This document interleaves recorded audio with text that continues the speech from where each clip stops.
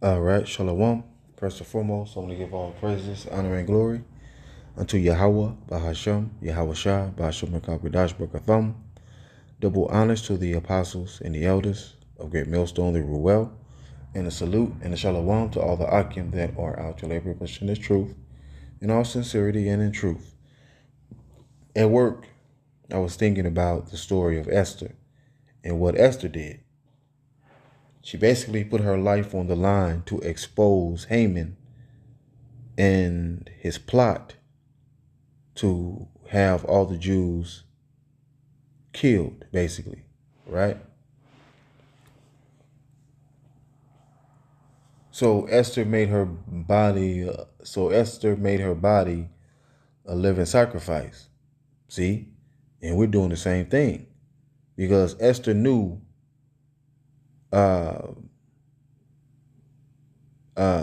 Because Esther knew what would happen to her for doing that, right?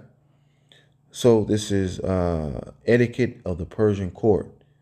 Esther 4:11. Whosoever, whether man or woman, shall come unto the king into the inner court, who is not called there, is one law of his to put him to death, except such to whom the king shall hold out the golden scepter, that they may live. Right. So when the king would hold out the golden scepter, the golden scepter was basically that person's mercy that they will live, right? It says the etiquette of the Persian court is very strict. It says was very strict, except the seven princes. I'm gonna go into the seven princes though. I don't know when, but some other time. It says no one could approach the king unless introduced by a court usher. Now, a court usher is basically a gatekeeper. Says to come into the king's presence without being called was a capital crime, and the severity of the Persian punishments may be seen in fact. It says may be seen in the fact that an act like this was followed by the same punishment as murder or rebellion. The intruder was instantly put to death by the attendants unless the king, by extending his golden scepter, showed his approval of the act. It was well understood, therefore, that whosoever appeared before the king deliberately risked life, and it is evident of the influence which Esther had gained over Ahasuerus, that she would appear. The scepter was extended, right? Hold on real quick. Now, influence. Let me go into the word influence real quick.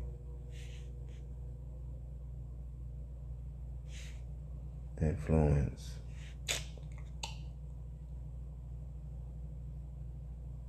All right, influence is impact, sway. All right, man. So Esther had made a big impact on King Ahasuerus, right? She was able to sway, his emotions and all that.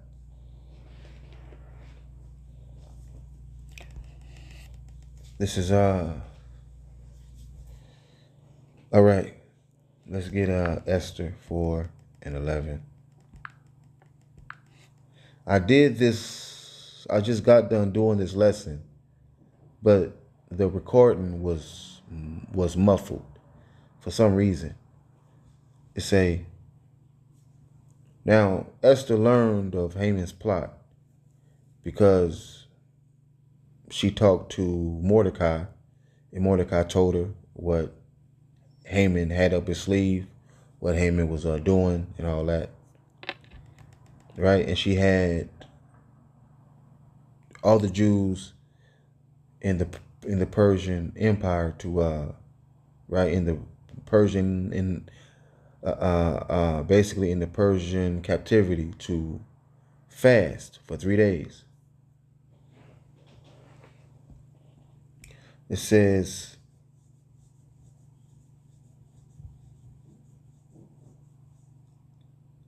and all the king's servants and the people of the king's provinces do know that whosoever, whether man or woman, shall come unto the king in the court who was not called, there is one law to put him to death, except such to whom the king shall hold out the golden scepter, that they may live. But I have not been called. This is what Esther is saying.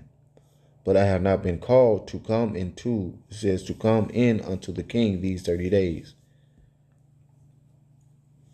And they told, right? She told this to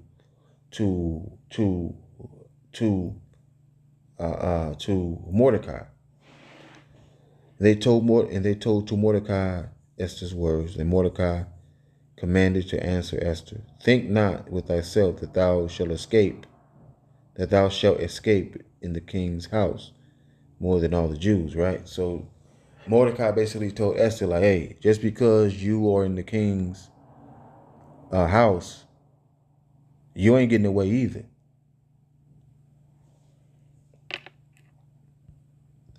right? For if thou altogether holdest thy peace, at this time shall their enlargement and deliverance arise to the Jews,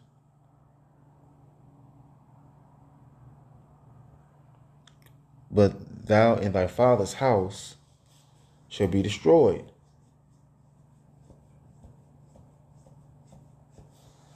And who knoweth whether thou art come to the kingdom for such a time as this, right? So he basically told her, like, hey,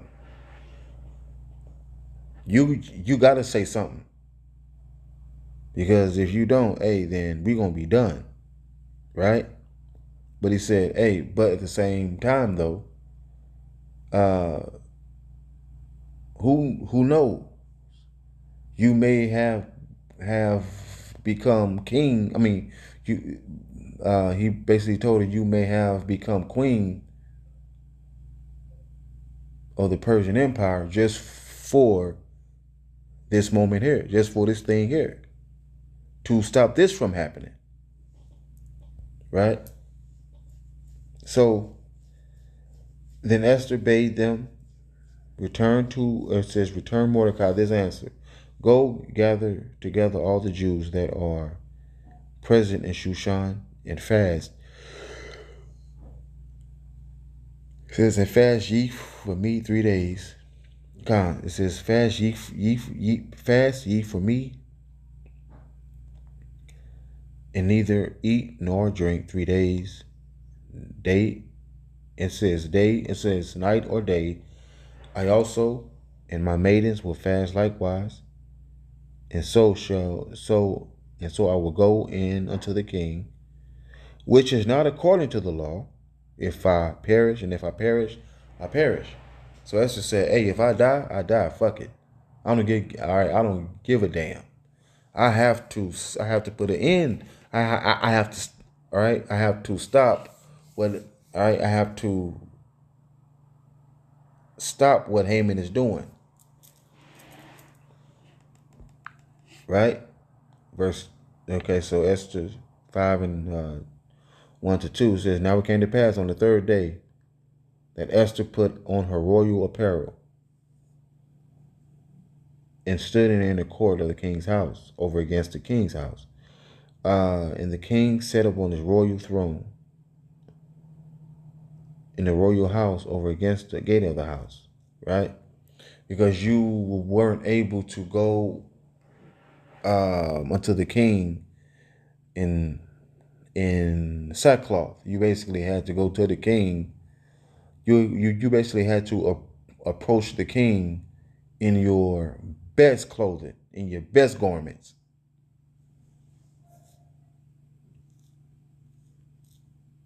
It says, and it was so when the king saw Esther, the queen, standing in the court, that she obtained favor in his sight, and held, it says, and the king held out to Esther the golden scepter that was in his hand. So Esther drew near and touched the top of the scepter. Right? And you had to touch the top of the scepter. See?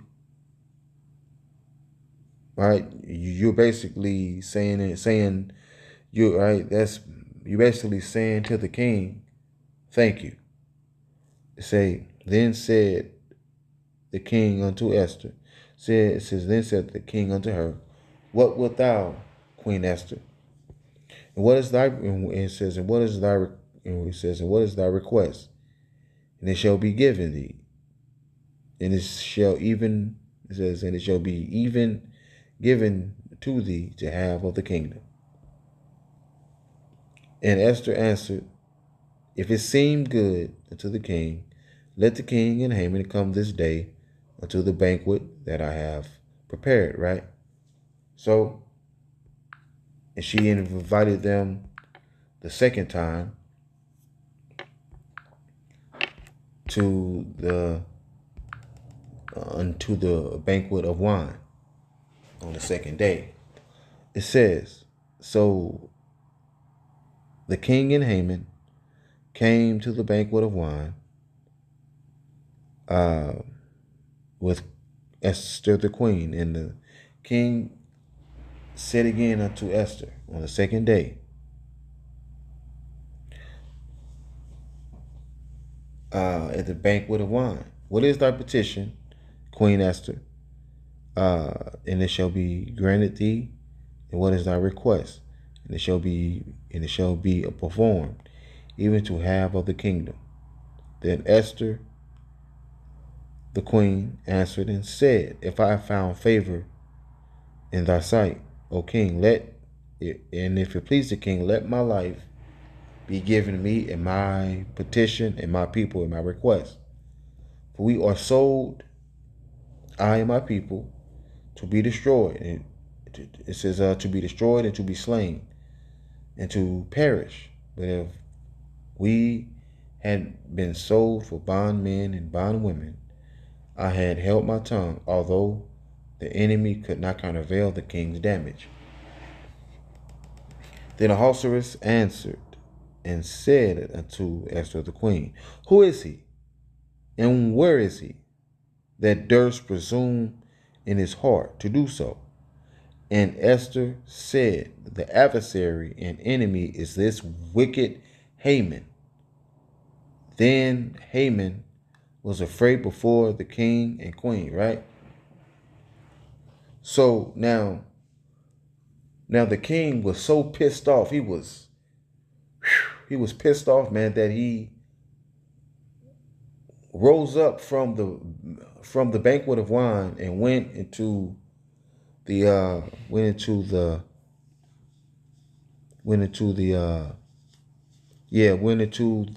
palace garden to basically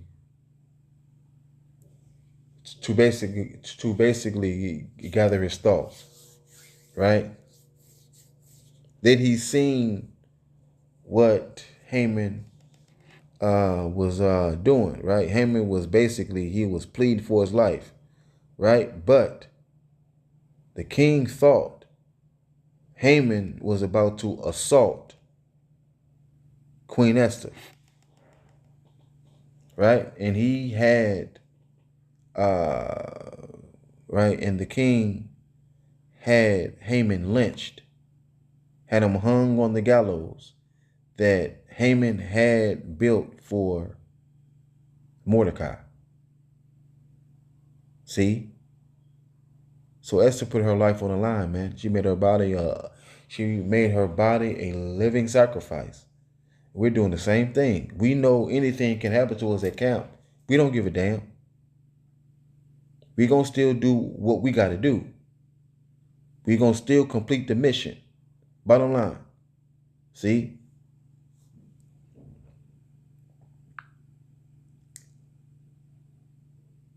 It say what? Yeah. This is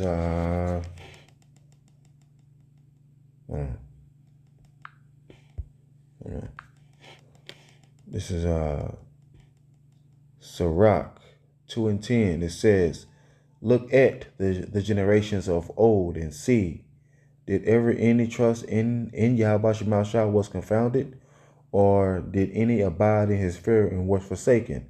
Or whom did he ever despise that called upon him? See, man? It says, for Yahweh Shah is full of compassion and mercy, long suffering and very pitiful, forgiveth sins and saveth in time of affliction. All right, man. So we were saved in a time of affliction in the Persian captivity, man. So Jake, we're going to be saved in time of affliction in this time, man. Faith, man. Faith, it says what, man? It says what? Pray without ceasing, right? Faith, man. Faith, Jake. Faith, man. You must believe, man. Faith. You have to believe.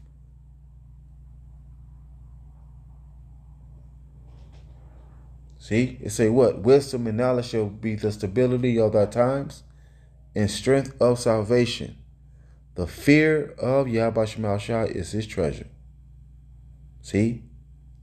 All right. So with that, I say, Shalom.